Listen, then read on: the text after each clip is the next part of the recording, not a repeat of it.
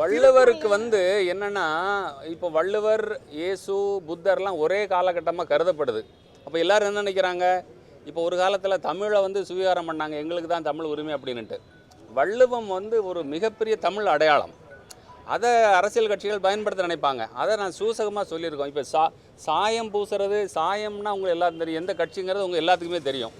இன்னொரு வரி வந்திருக்குமே, நமக்கு எதிரி வடக்க இருந்தால் வரணும் அப்படின்னுட்டு. ஆமாம், வடக்கு இருந்தால் எதிரிகள் வர முடியும். நம்மளை ஆனால் நம்ம இனம் கட்டுக்குலையாமல் தானே இருக்கோம். நம்ம அந்த காலத்தில் அதுதான் இருந்தது.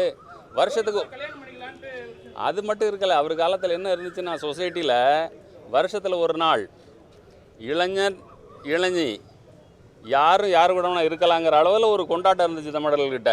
அதை யாரும் கேள்வி கேட்க மாட்டாங்க. இதெல்லாம் நீங்கள் படித்து தெரிஞ்சுக்கணும் பாலா. இவர் வேணுகோபால் சர்மா வயதானவராக வரைஞ்சிருக்கிறாரு.